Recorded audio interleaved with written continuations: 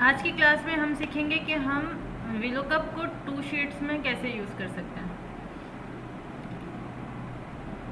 कल हमने dynamic filter देखा था वीलुकअप का, और आज हम देखेंगे कि हम वीलुकअप को 2 शीट्स में कैसे यूज़ कर सकते हैं।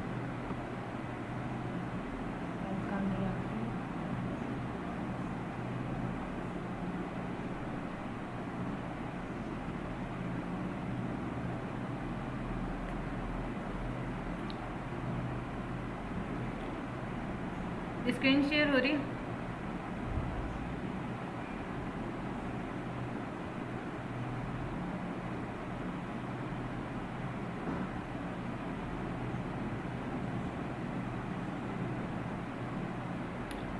ठीक है, जैसे मेरे पास एक ये शीट है, ठीक है, और अगर मुझे कोई स्पेसिफिक रिकॉर्ड चाहिए होगा, इसी में मैं एक और शीट बनाती हूँ, शीट नंबर 2। यहाँ प्लस के साइन पे हम क्लिक करके दूसरी शीट बनाते हैं।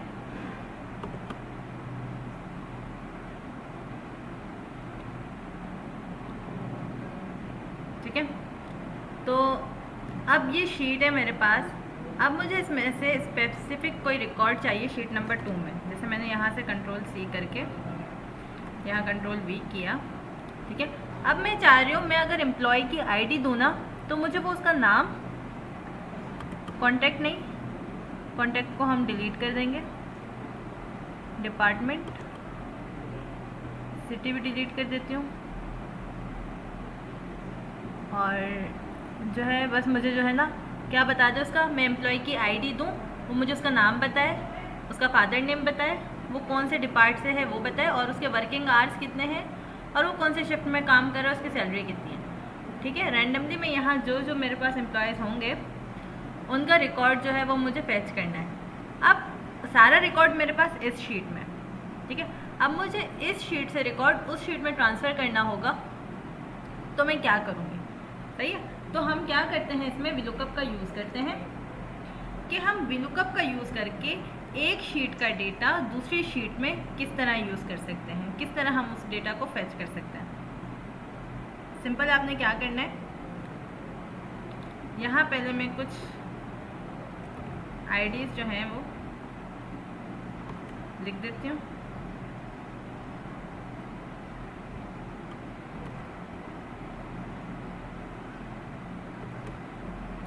ठीक है, यहाँ मैंने कुछ एम्प्लॉयज़ की आईडी लिखी।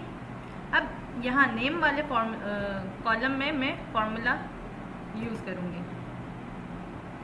यहाँ से हम इसे थोड़ा जूम कर देते हैं ताकि क्लियर नज़र आए।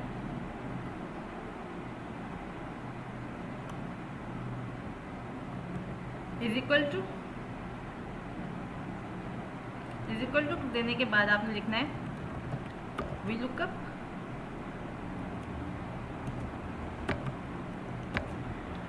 लुकअप वैल्यू देनी है। लुकअप वैल्यू आपकी ये रही, एम्प्लॉय आईडी, कॉमा। अब आपने क्या करना है, शीट नंबर 1 पे चले जाना है। शीट नंबर 1 पे आने के बाद आपने जितना भी डेटा है उसे सेलेक्ट कर लेना है। ठीक है, टेबल एरे बताना है अपना। टेबल एरे देने के बाद इसको फिक्स कर देना है F4 को प्रेस करके। ठीक है, अब आपने कौन से कॉलम में, आपका कॉलम इंडेक्स कौन सा है, टेबल एरे तो आपने बता दिया, अब कॉलम इंडेक्स बताना है कि कॉलम इंडेक्स कौन सा है। आपने नेम फाइंड करना है। ठीक है, तो नेम कौन सा कॉलम में, कॉलम नंबर 2 में है, तो मैंने दे दिया column number, comma, column number 2। अब आप 0 भी लिख सकते हो, और अगर आप चाहो तो फॉल्स भी लिख सकते हो। ठीक है, अगर आपको एग्जैक्ट मैच चाहिए। ठीक है, और मैंने ब्रैकेट क्लोज करके एंटर किया, तो यहाँ देखें मेरे पास क्या आ गया, एम्प्लॉय का नाम आ गया। ठीक है, तो इसको जैसे ही मैं नीचे ड्रैग करूँगी, अब यहाँ जाके हम चेक करते हैं 1107 पे जो एम्प्लॉय है उसका नाम क्या है, कामरान है। ठीक है, अब इसी तरीके से हम फादर नेम के लिए भी वीलुकअप यूज़ करेंगे। वीलुकअप, लुकअप वैल्यू यहाँ से देंगे, कॉमा, रिपीट इसलिए कर रही हूँ ताकि आप लोगों को याद हो जाए। शीट नंबर 1 पे जाएंगे, यहाँ जाके हम टेबल को सेलेक्ट करेंगे। सेलेक्ट करने के बाद इसको फिक्स कर देंगे। कॉलम और रोज जो है इसकी वो फिक्स करने के लिए हम F4 का यूज़ करते हैं, ठीक है। कॉमा, कॉलम नंबर कौन सा है, 3 फाइंड करना है, फॉल्स, ब्रैकेट क्लोज, इंटर। तो यहाँ पे हमारे पास इसका फादर नेम भी आ गया।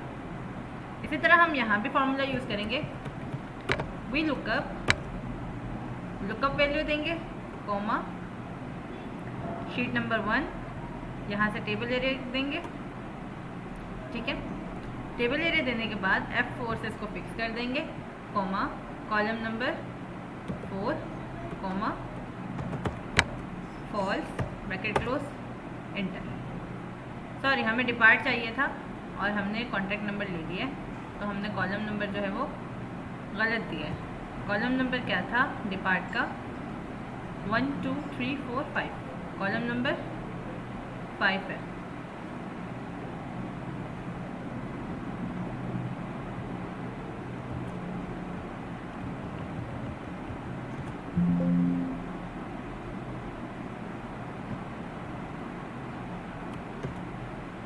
लुकअप वैल्यू दी हमने,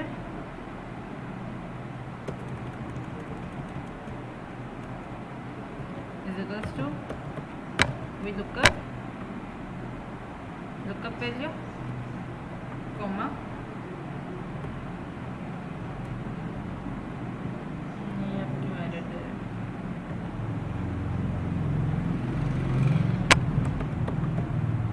वी लुकअप, यहाँ से हमने दे दी lookup value, comma, table number 1, यहाँ से हमने रेंज दे दी, F4 से इसको फिक्स कर दिया। अब हमें क्या चाहिए था इसके लिए, वर्किंग आवर्स। तो वर्किंग आवर्स का कॉलम नंबर कौन सा है, 1 2 3 4 5 6 7, ठीक है। कॉलम नंबर 7, कॉमा, फॉल्स देने के बाद ब्रैकेट क्लोज और इंटर। तो यहाँ पे हमारे पास क्या आ गया, वर्किंग आवर्स आ गए। इसी तरीके से डिपार्ट में भी हम फॉर्मूला यूज़ करेंगे, V lookup, bracket open, lookup value, sheet number 1, यहाँ से हम अपना टेबल एरे बताएंगे, F4 से इसको फिक्स कर देंगे, कॉमा। अब डिपार्ट का कॉलम नंबर क्या था हमारे पास, column number 5, comma, false. False हम क्यों यूज़ कर रहे हैं, आप चाहो 0 यूज़ करो, आप चाहो फॉल्स यूज़ करो, दोनों से आंसर सेम आएगा, ठीक है। मैं डिफरेंट तरीके से रोज़ बता रही हूँ, तो कल जैसे मैंने 0 बताया था, आज मैं फॉल्स बता रही हूँ, ताकि आपको याद रहे कि इस तरह भी हो सकता है और इस तरह भी काम हो सकता है।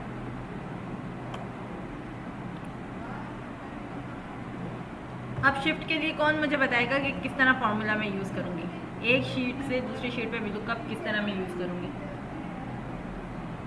कोई एक अपना माइक अनम्यूट करके मुझे बता दें।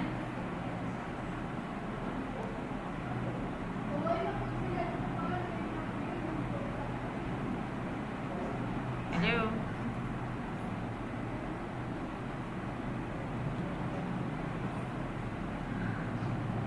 जी इकरा। मैम मैं बताती हूँ। मैम सबसे पहले हम फॉर्मूला लिखेंगे जी, न्यू शीट पर जाके, इक्वल्स टू VLOOKUP। जी, फिर उसके बाद हम जो A2 वाला कॉलम है उसको सिलेक्ट करेंगे, जी इसको सिलेक्ट करें जहाँ पे आपका कर्सर है,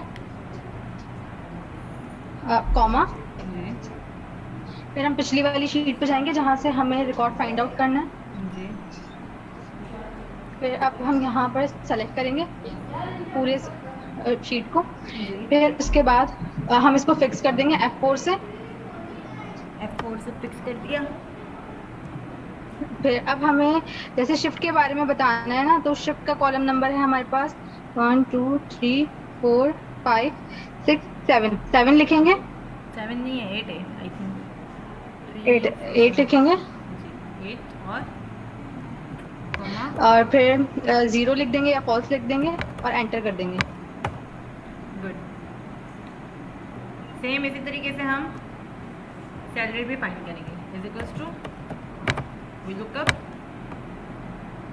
ब्रैकेट ओपन, सेल सेलेक्ट किया, शीट 1 पे गए, यहाँ से हमने ये सेलेक्ट कर ली, F4 से इसको फिक्स कर दिया, कॉमा, 9 और फॉल्स। तो ये आप लोगों को VLOOKUP इन 2 शीट्स, ठीक है, 2 शीट्स में VLOOKUP समझ आ गया होगा। अगर यहाँ तक कोई कंफ्यूजन है तो बताएं।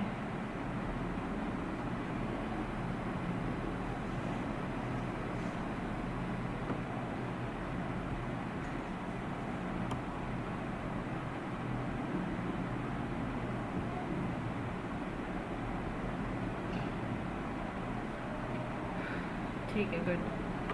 कंट्रोल एस से मैंने शीट सेव कर दी और यहाँ से मैं इसे क्लोज कर दूँगी।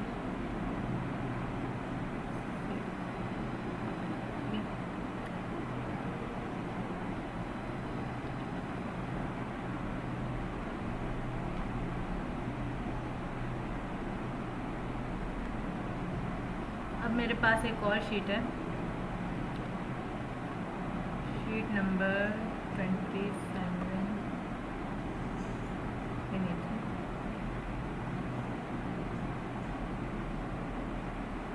अब यहाँ भी सिंपल VLOOKUP इन 2 शीट्स का यूज़ होगा, VLOOKUP वाले फॉर्मूले का यूज़ होगा। अब इसमें कंडीशन हमारे पास क्या है कि मेरे पास सेल्समैन का रिकॉर्ड है, ठीक है। जैसे ये मेरे पास अगर काम करते हैं तो मेरे पास इनका रिकॉर्ड है कि भाई ये सेल्समैन जो है ये इस सिटी के लिए काम करता है, ठीक है, ये यहाँ काम करता है, ठीक है।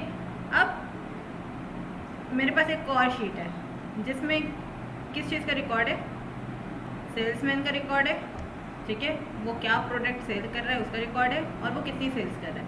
अब यहाँ मेरे पास सिटी नहीं है, अब मुझे सिटी जो है वो यहाँ से फैच करना पड़ेगा, ठीक है। इस शीट से सिटी का डेटा मुझे इस शीट में लिखना है, तो मैं कैसे लिखूँगी? सिंपल उसी तरीके से क्या करेंगे, हम VLOOKUP का यूज़ करेंगे, ठीक है। तो VLOOKUP यहाँ मैंने ये वैल्यू दे दी, कॉमा, टेबल एरे बताएंगे, टेबल एरे हमारे यहाँ है, ठीक है। F4 से इसको फिक्स किया, कॉमा दिया, कॉमा देने के बाद हमें कौन से कॉलम के रिकॉर्ड फाइंड करने हैं, 2 का, ठीक है। और उसके बाद हमने फॉल्स दे दिया, ब्रैकेट क्लोज, और यहाँ देखो मेरे पास उसका रिजल्ट आ गया।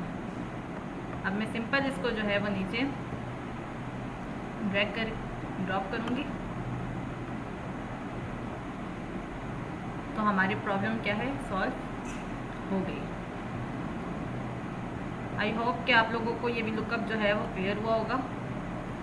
हमने 2 तरह की शीट्स करके देखी, एक में हमने एम्प्लॉय आईडी वाला लिया था और एक में हमने सेल्समैन वाला रिकॉर्ड लिया,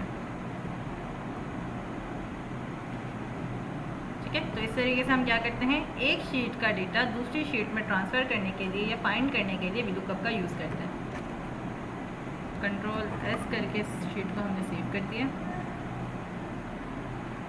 अब अगर मेरे पास 3 शीट्स होती हैं, ठीक है, जैसे मैंने कंट्रोल N किया, यहाँ अब मैं कंडीशन बना रही हूँ VLOOKUP 3 शीट्स में कैसे यूज़ होगा।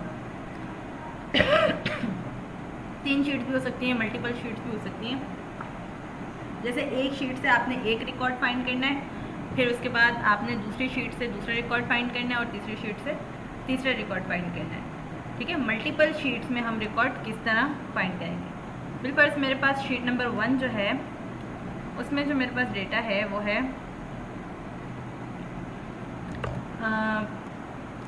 डिटेल्स हैं, किसी की एम्प्लॉय की पर्सनल डिटेल्स हो सकती हैं, आईडी हो गई, उसका नाम हो गया और उसकी एज हो गई, ठीक है।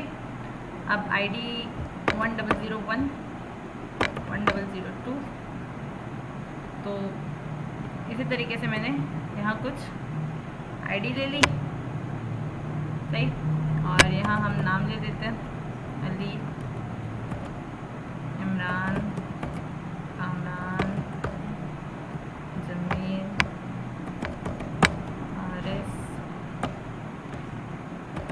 जुबैर और तनवीर, ठीक है। उनकी एज है 23, 24, 25, 22, 21 और 20। ये शीट 1 में जो हो गया क्या है मेरे पास, एम्प्लॉय का डेटा है, ठीक है, उसका पर्सनल डेटा है।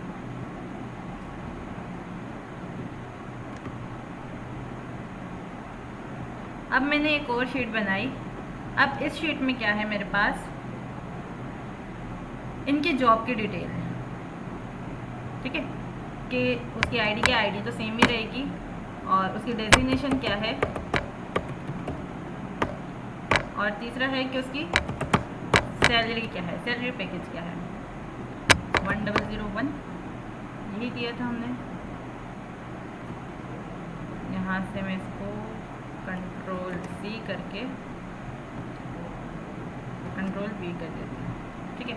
अब ये है कि ये क्लर्क है, ये मैनेजर हैं, ये भी क्लर्क हैं, ठीक है, ये पेन है, ये भी क्लर्क हैं, ये भी क्लर्क हैं, और ये पेन है, ठीक है। अब इनकी जो सैलरी है वो है 50,000, 60,000,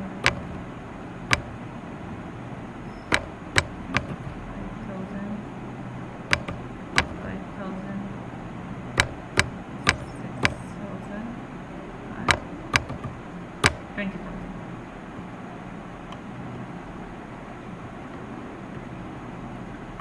ठीक है। ये मैंने टेबल बनाया, ये शीट बनाई, और इस शीट में जो है मैंने इनकी जॉब की डिटेल्स दे दी कि इनकी जॉब की डिटेल्स क्या क्या है, इनकी डेजिग्नेशन क्या है, इनकी सैलरी क्या है, इस आईडी नंबर वाली की, ठीक है। मैंने एक और शीट बनाई, ओह सॉरी, इसी में एक और शीट हम ऐड करेंगे, और उसमें क्या होंगी, एम्प्लॉय की कॉन्टैक्ट डिटेल होंगी, ठीक है। आप उनको कॉन्टैक्ट किस तरह कर सकते हो, आईडी, कॉन्टैक्ट नंबर, और तीसरा है उसकी ईमेल, सही। तो आईडी जो है वो सेम ही रहेंगी, कंट्रोल C करके, यहाँ कंट्रोल V किया मैंने। अब कॉन्टैक्ट जो है वो आपका कुछ भी हो सकता है, 5, 6, 7, 8, 9, 10, ठीक है, और मैं इसको नीचे ड्रैग कर देती हूँ। अब ईमेल है, ईमेल कुछ भी हो सकती है, abc@gmail.com, ठीक है, @gmail.com,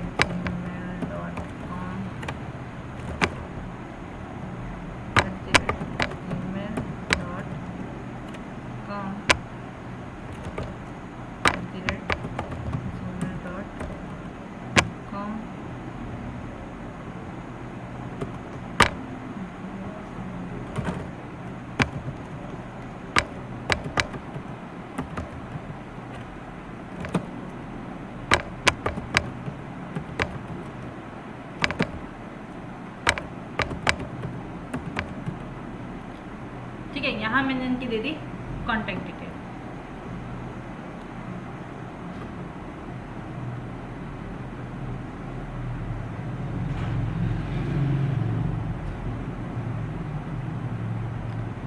अब ये जो चौथी शीट है ना, मैं चाह रही हूँ यहाँ सिर्फ मैं एम्प्लॉय की आईडी दूँ ना, तो मेरे पास क्या क्या आ जाए, उसका नाम आ जाए, उसकी सैलरी कितनी है, और उसका फ़ोन नंबर क्या है, ठीक है। तीनों चीज़ें मैं सिर्फ आईडी यहाँ दूँ और वो मेरे पास डिटेल्स आ जाए। तो क्या ये पॉसिबल है, ऐसा हो सकता है कि तीनों शीट, इस शीट में से जो है मेरे पास नेम आ जाए, इस शीट में से मेरे पास इसकी सैलरी आ जाए, और इस शीट में से मेरे पास इसका कॉन्टैक्ट नंबर आ जाए।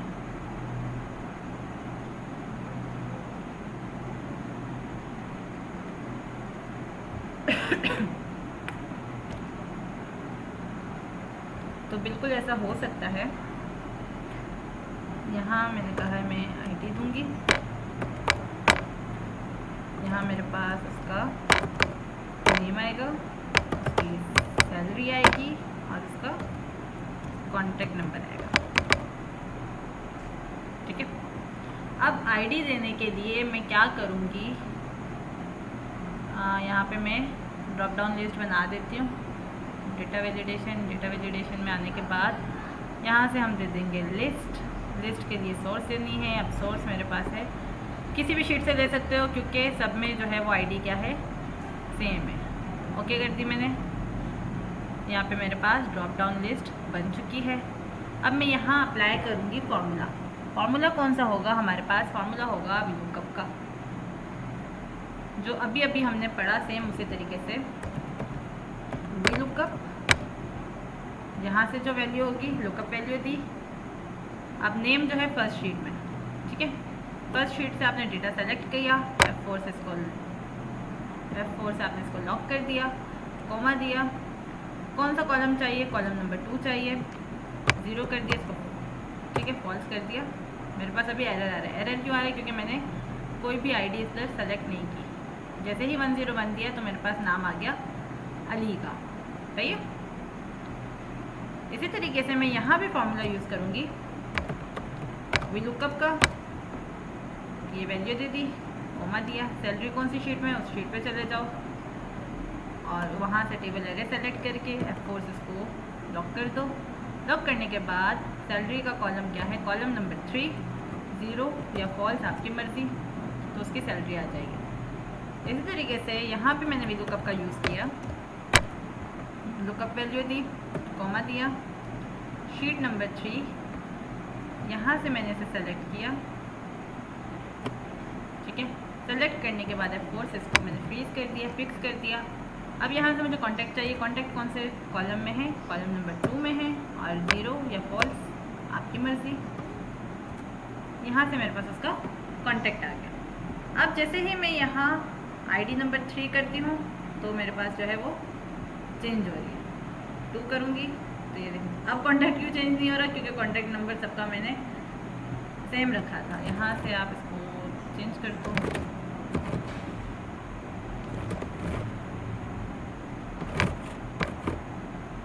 ज़्यादा हो गया,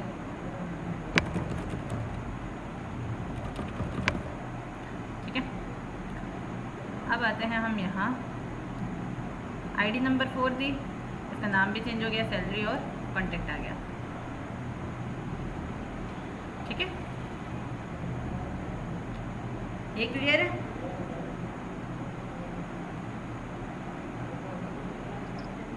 मैम ये जो हम बैक दूसरी प्रीवियस शीट्स पे जा रहे हैं वो ये हमारे पास तो नहीं आता, जैसे कि ऊपर जो हमारे पास A2 करके आ रहा है वहां से हम जा रहे हैं ना बैक पे, ये किस तरह आता है?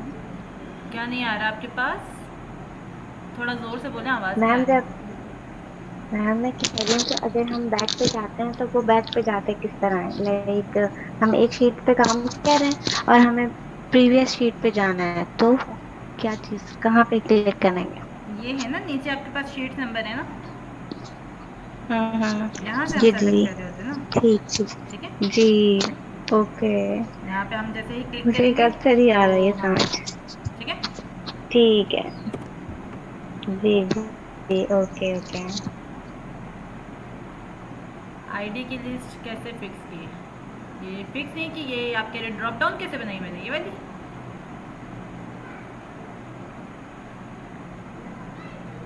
ड्रॉप डाउन की बात कर रहे थे ना। अच्छा एक मिनट, ये हम यहाँ से डिलीट करते हैं। कैसे करेंगे? हम डेटा में आएंगे, डेटा वैलिडेशन में आने के बाद यहाँ से हम कर देंगे क्लियर ऑल। ओके, ओके करने के बाद मैंने इसको कर दिया। देखो अब यहाँ पे मेरे पास कोई भी ड्रॉप डाउन लिस्ट नहीं और यहाँ पे एरर आ गया है, ठीक है, क्योंकि इसको लुकअप वैल्यू नहीं मिली थी। यहाँ मैंने सेल को सेलेक्ट किया। सेल सेलेक्ट करने के बाद डेटा टूल्स है ना, जो ये जो डेटा टैब है, यहाँ आते हैं हम, यहाँ डेटा टूल्स के ग्रुप में डेटा वैलिडेशन में आके आपने सबसे पहले वाले को सेलेक्ट करना है, डेटा वैलिडेशन। अब वैलिडेशन क्राइटेरिया बताना है, क्राइटेरिया क्या है आपके पास, ठीक है। तो एनी वैल्यू नहीं करना, आपने लिस्ट बनानी है, ठीक है। लिस्ट बनाई आपने, अब वो बोल रहा है सोर्स बताओ कि भाई कहाँ से आपको लिस्ट बनानी है, किस चीज़ की लिस्ट बनानी है। तो मैंने सोर्स पे आने के बाद अब देखो शीट 3 में भी हमारे पास सेम आईडीज़ है, शीट 2 में भी है और शीट 1 में भी है। जहाँ से चाहो बना लो, उसको सेलेक्ट कर लो। सेलेक्ट करने के बाद ओके कर दो। अभी आपके पास क्या होगी? ड्रॉप डाउन लिस्ट तैयार होगी, ठीक है।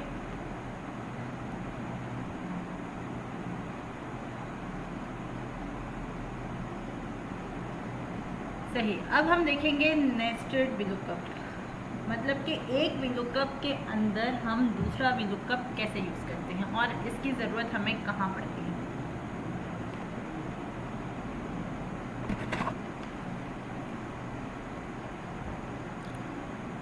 इसको मैं यहाँ से कंट्रोल प्रेस करके सेव किया।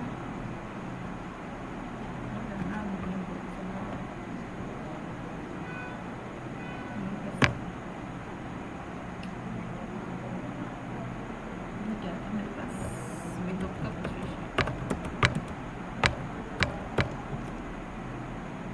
ठीक है, यहाँ से मैंने इसको कर दिया क्लोज। अब ये हमारे पास आज की क्लास की लास्ट शीट है और बहुत इम्पॉर्टेंट है, नेस्टेड विलुकअप।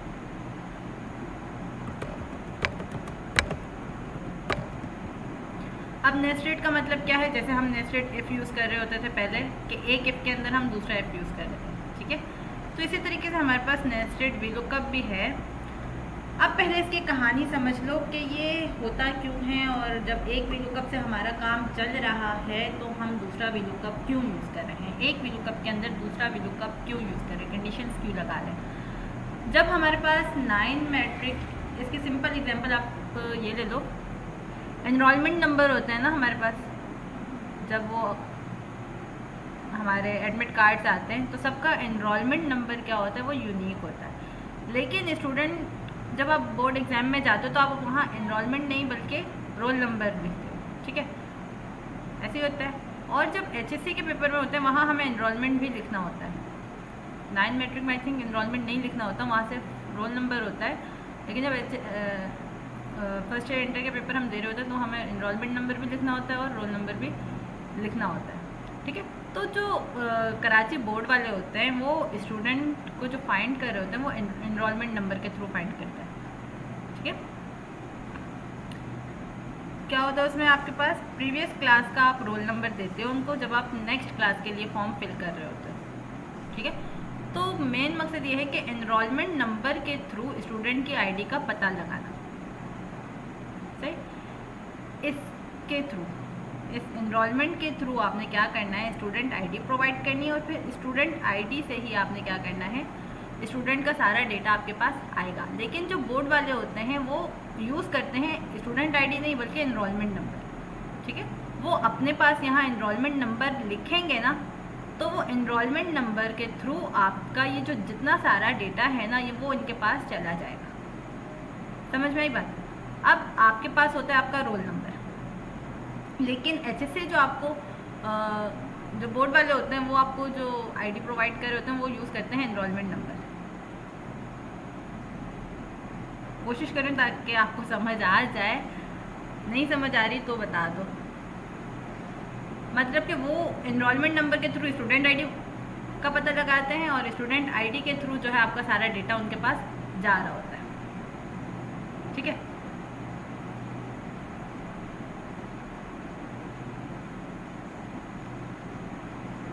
तो इस तरह की कंडीशंस में हम जो है वो डबल VLOOKUP यूज़ करते हैं, नेस्टेड VLOOKUP।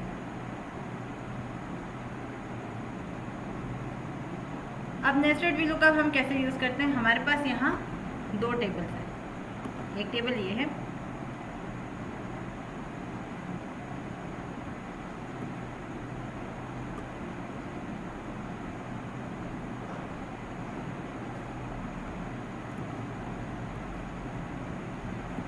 इसको मैं थोड़ा सा हाईलाइट कर देती हूँ।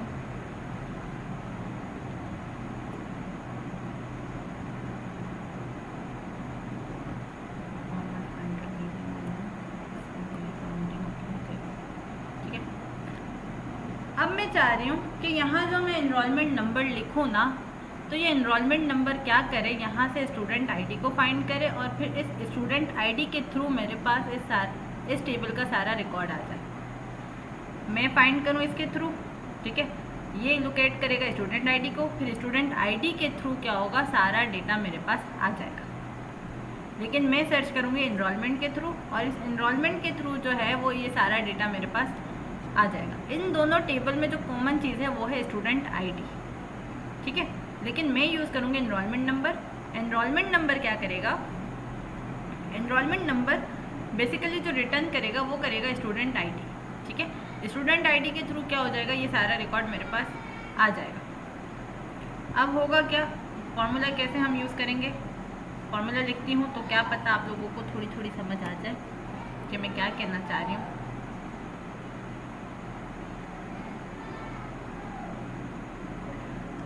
Is equals to V lookup.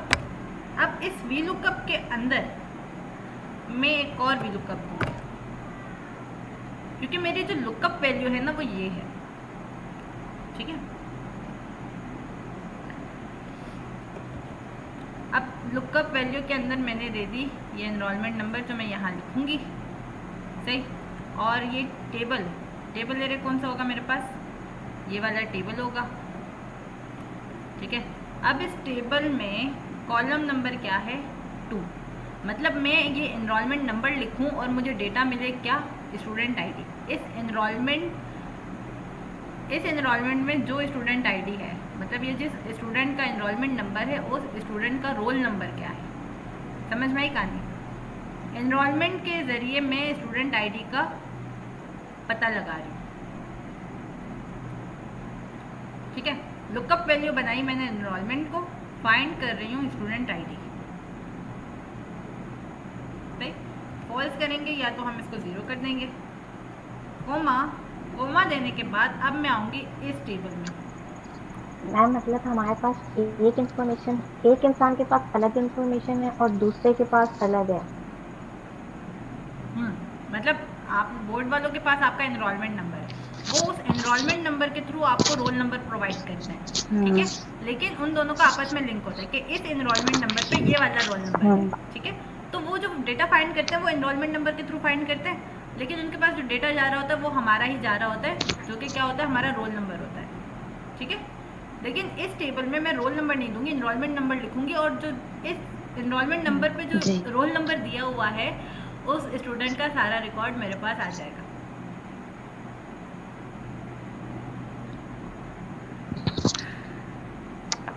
ये थोड़ा है टिपिकल, लेकिन कोशिश करें समझने की। अब यहाँ से मुझे क्या चाहिए, नाम चाहिए, तो कॉलम नंबर 2 फॉल्स करो या 0 करो, आपकी मर्जी। एरर दे दिया इसने, एरर दिया क्योंकि कुछ दिया ही नहीं था, कंट्रोल C करके यहाँ दे दिया कंट्रोल। अब भी जो है वो वैल्यू में एरर आ रहा है, एरर क्यों आ रहा है,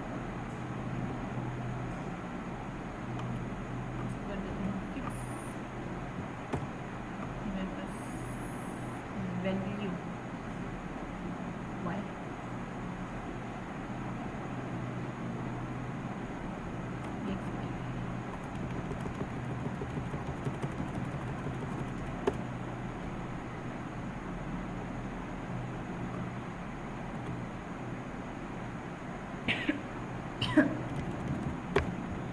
लुकअप वैल्यू हमने ये दी,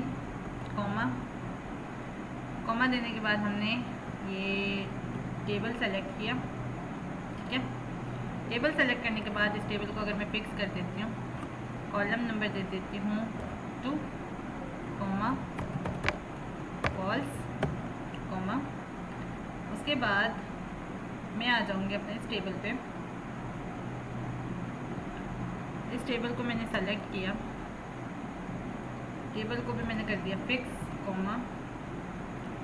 कॉलम नंबर दिया मैंने 2, फॉल्स, इंटर। तो कॉलम्स को कोशिश करें, जब हम VLOOKUP के बड़े फार्मूलाज यूज़ कर रहे होते हैं तो उसमें कॉलम्स को फिक्स करना ज़रूरी होता है, वरना तो वो एरर दे देता है, ठीक है। तो हमने क्या किया, एक VLOOKUP पहले हमने लगाया, सही। वो VLOOKUP क्या कर रहा था, ये जो VLOOKUP है ना, ये इस वाले डेटा के लिए यूज़ हो रहा होता है, और ये जो VLOOKUP है ये यहाँ से आईडी फेच करने के लिए होता है, ठीक है। एक VLOOKUP के अंदर हमने दूसरा VLOOKUP दिया, वहाँ हमने एनरोलमेंट नंबर दिया, एनरोलमेंट नंबर के बाद हमने रेंज बताई, फिर हमने कहा कि भाई ये एनरोलमेंट नंबर है, इसमें जो रोल नंबर है वो आपने फाइंड करना है। फिर इस रोल नंबर पे जो जो डिटेल्स हैं वो आपने ला के दे दी, ठीक है। तो यहाँ कहीं भी देखो रोल नंबर जो है वो नहीं आया, उस रोल नंबर का जो डेटा था वो आया है, ठीक है। तो इसलिए हम जो है वो नेस्टेड VLOOKUP यूज़ करते हैं। उसके बाद हमने पहले टेबल से रेंज सेलेक्ट की और वहाँ से हमें जो डेटा चाहिए था वो हमने लिया और आगे फॉल्स कर दिया या ज़ीरो कर दिया और एंटर किया तो हमारे पास रिज़ल्ट आ गया। इसी तरीके से स्कूल के लिए भी आप लोग फार्मूला यूज़ करोगे, सेम यही, उसमें कॉलम नंबर चेंज कर दोगे। मैं इसी फार्मूला को यहाँ से कॉपी करती हूँ, कंट्रोल सी करके मैंने यहाँ किया कंट्रोल V। यहाँ मैं 2 की जगह क्या कर दूँगी 3, एंटर, तो स्कूल आ गया ABC। इसी तरह मैं यहाँ पे कंट्रोल नहीं क्या होगा कंट्रोल C, या मैं लिख के दिखा देती हूँ ताकि आप लोगों को भी याद हो जाए। Is equals to VLOOKUP,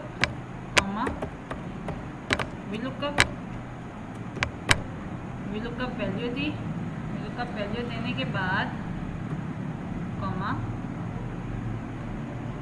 table select किया, टेबल को फिक्स किया, फिक्स करने के बाद कॉलम नंबर बताया 2 था, फॉल्स करके हमने इसको अप्रॉक्सीमेट में दिया, कॉमा, दूसरा टेबल उठाया, इस टेबल को भी हमने फिक्स कर दिया, कॉमा, यहाँ से टेबल नंबर कौन सा चाहिए हमें, column number 4, comma, false, bracket close, enter.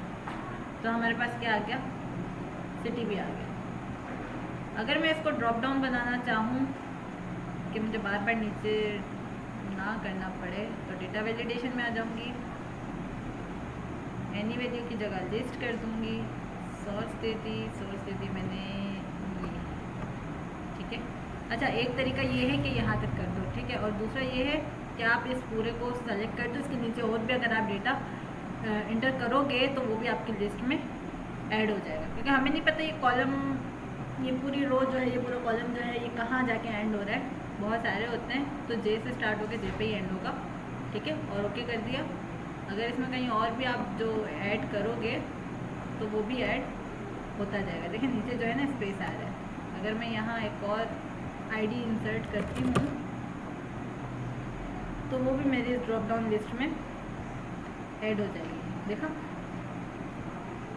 और उसके अलावा एक और चीज़ आप लोगों को बतानी थी, जैसे मेरे पास ये पूरा टेबल में सेलेक्ट करती हूँ ना, अब मुझे सिलेक्शन ना करनी पड़े, मैं एक इसको नाम दे दूँ। जैसे मैंने इसको सेलेक्ट किया, इस टेबल को मैं एक नाम दे देती हूँ, ये जो नाम है ना सेल में, यहाँ से इसको मैंने लिस्ट 1 का अगर नाम दे दिया या टेबल 2 का नाम दे दिया, क्योंकि टेबल 1 मेरा वो था, टेबल 2 ये है, टेबल 2 का नाम दे दिया, एंटर किया, तो अब ये पूरा क्या है मेरे पास, टेबल 2 है, ठीक है। और इसको मैंने नाम दे दिया टेबल 1 का। अब इसका फ़ायदा क्या होगा, मैं जब ये पूरी रेंज सेलेक्ट कर रही होती हूँ ना, अगर मेरे पास बहुत सारा डेटा है तो उसकी रेंज बार बार मैं नीचे करती जाऊँगी, स्क्रॉल डाउन करती जाऊँगी, तो इससे बेहतर है मैं इसको एक नाम दे दूँ, ताकि जब मैं फार्मूला लिख रही हूँ तो सिंपल मैं उस लिस्ट का या उस शीट का जो है वो नाम दे दूँ। कैसे, यहाँ हमने दोनों को नाम दे दिए थे, इसको हमने नाम दिया था किसका, टेबल 2 का, ठीक है, और इसको नाम हमने दिया था टेबल 1 का, यहाँ जो है वो नाम शो हो रहा था, सही। अब मैं जब यहाँ फार्मूला अप्लाई कर रही हूँ ना, जैसे VLOOKUP वैल्यू, कॉमा, अब देखो टेबल अरे है, अब मैं इसको जाके पूरा सेलेक्ट करूँ, उससे बेहतर है मैं यहाँ अगर नाम देती हूँ ना, अभी देखो मेरे पास जो जो मैंने लिस्ट बनाई होंगी, जो जो टेबल बनाए होंगे उसके नाम आ जाएंगे। टेबल 1 है, मैंने लिखा टेबल 1, उसने उसको सेलेक्ट कर दिया, ठीक है, टेबल 1 को उसने सेलेक्ट कर दिया, और उसमें कॉलम इंडेक्स कौन सा था 2, और 0 से फॉल्स कर दिया हमने इसको, कॉमा। अब अगेन वो टेबल एरे पूछ रहा है, तो मैंने यहाँ दे दिया table 2, comma, column number 2, comma, 0, enter, ठीक है। अब मुझे क्या वो सिलेक्शन वाला काम नहीं करना पड़ेगा, मैंने उसको एक नाम दे दिया था टेबल को, और उसको फिक्स भी नहीं करना पड़ेगा, ठीक है। तो क्योंकि नाम दे दिया वो बिल्कुल ही फिक्स खुद ही हो जाता है। तो समझ आई कि ये जो है एक शॉर्टकट होता है आप काम को आसान करने के लिए। यहाँ तक कोई सवाल है तो पूछें, वरना तो आज की क्लास को हम यहीं पे वाइंड अप करें। जी मैम, एक क्वेश्चन है, ये वाला फॉर्मूला पहले जब लगाया था तो उसका फॉल्स था और अभी 0 0। फॉल्स और जीरो दोनों का लगाते मतलब हैं सेम तो ही है। वहाँ ना बात सुने, देखें, अगर आपको एग्जैक्ट में चाहिए ना तो आप ज़ीरो भी यूज़ कर सकते हो, फॉल्स भी यूज़ कर सकते हो, ठीक है। वहाँ मैंने ज़ीरो यूज़ किया, यहाँ मैं फॉल्स यूज़ कर रही हूँ, आंसर मेरा सेम है। डिफरेंट इसलिए करा रही हूँ ताकि जो है आपको पता चले काम उस तरह भी हो सकता है और काम इस तरह भी हो सकता है। यहाँ ज़ीरो लिखा है, यहाँ फॉल्स लिखा है, तो मतलब दोनों का सेम ही है। और अगर मुझे अप्रोक्सीमेट में चाहिए तो मैं ट्रू लिखूंगी या तो फिर 1 लिखूंगी, सही है। जी। इसके अलावा और किसी मैम और एक बार और ये वाला, और मैम एक बार वो रिपीट कर दीजिएगा, ये जो आप बता रही थी कि ना अगर हम डेटा वैलिडेशन के बगैर हम ड्रॉप डाउन लिस्ट बनाते हैं, हमारे पास जो शीट खुली हुई है वहीं से, तो वो कैसे बनाते हैं? मेरी वॉइस बिल्कुल चली गई। ड्रॉप डाउन लिस्ट के बगैर शीट बनाते हैं, मैं आपकी बात नहीं समझी। नहीं, डेटा वैलिडेशन की तरफ ना जाते हुए हम सिंपल यहाँ इनरोलमेंट नंबर से आपने शीट बनाई थी, ड्रॉप डाउन शीट, नहीं ड्रॉप डाउन लिस्ट बनाई थी, सॉरी ये वाली अभी जी ये बनाई थी ना आप पहले। तो इसका ये प्रोसेस होता है कि डेटा वैलिडेशन में जाते हैं और वहां से हम सेलेक्ट करते हैं लिस्ट, है ना। लेकिन आज आपने कुछ और भी बताया, हाँ, वो मैंने वाला आज एक रिपीट और नई कर चीज़ देना। बताई है। जैसे अगर मैं चाह रही हूँ ना कि यहाँ तक मेरा डेटा है, ठीक है, मैंने यहाँ तक डेटा वैलिडेशन की शीट बनाई है। अब कल को मेरे पास न्यू एम्प्लॉयज़ आ जाते हैं या न्यू जो है वो स्टूडेंट्स आ जाते हैं, ठीक है, तो उनकी भी तो आईडीज़ मुझे लिखनी पड़ेंगी ना, उनको भी तो इनरोलमेंट नंबर देना पड़ेगा, ठीक है।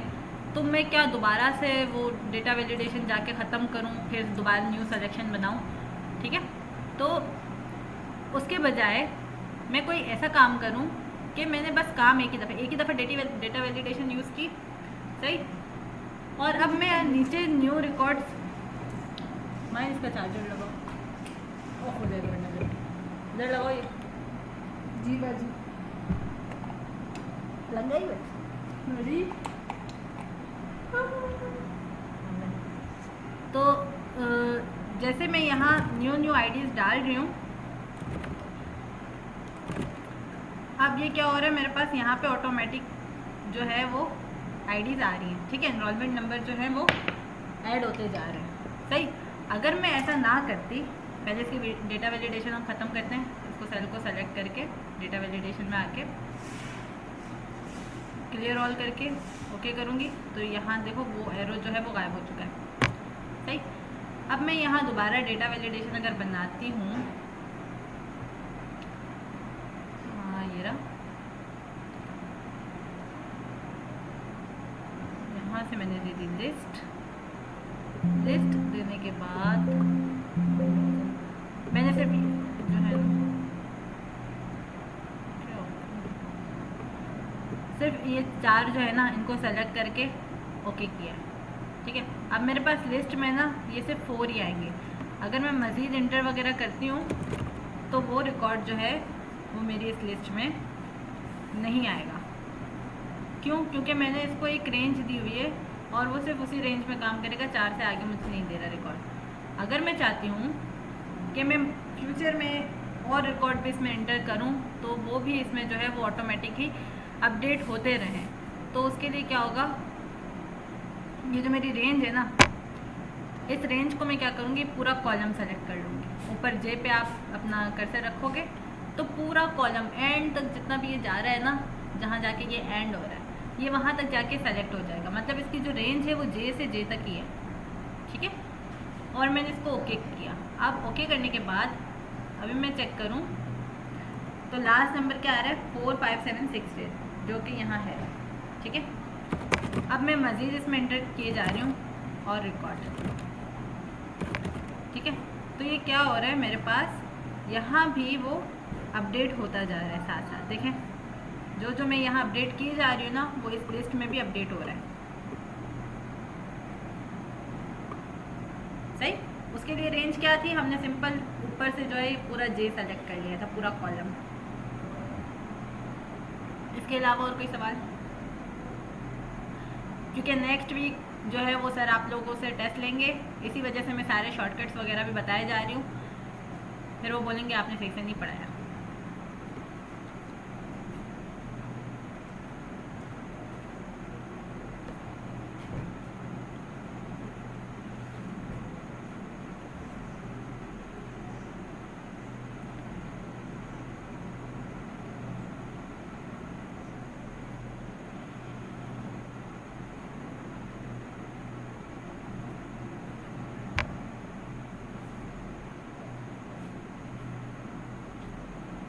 यहाँ तक कोई सवाल है तो पूछ लो, क्योंकि नेक्स्ट वीक सर आप लोगों का जो है वो टेस्ट लेंगे, फिर उस टाइम जो है वो चीज़ें आनी चाहिए।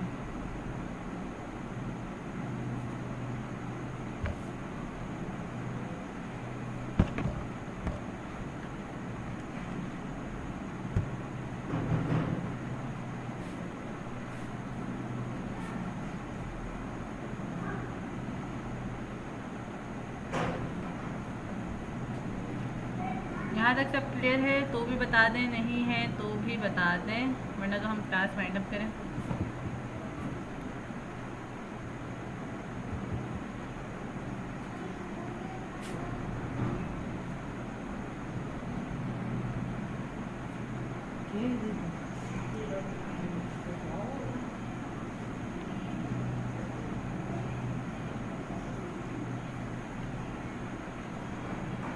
इकरा, आपको सब समझ आ गई?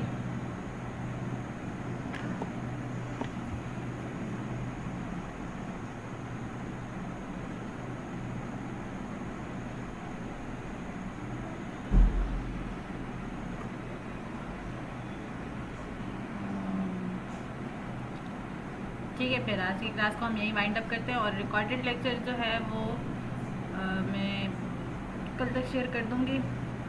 रिकॉर्ड हुए हैं, लेकिन विंडो करने के बाद मेरा पीसी पता नहीं क्यों मसले कर रहा है। तो इंशाल्लाह आज रात तक या कल तक जो है वो अपलोड हो जाएंगे। आप लोग उसको रिवाइज़ कर लीजिएगा, एक दफ़ा देख लीजिएगा। और नेक्स्ट वीक जो है वो 20 को, 20 बताइए ना सर ने, 20 को आप लोगों का टेस्ट होगा एक्सेल का। जितने भी शीट्स करवाएंगे उनको एक दफ़ा देख लीजिएगा। जो जो चीज़ नहीं समझ आती वो आप लोग पूछ सकते हो, ग्रुप में भी, आपस में भी पूछ सकते हो। ठीक है, गर्ल्स भी हैं, ग्रुप में पूछ लिया करो जो सवाल हो। Thank you so much.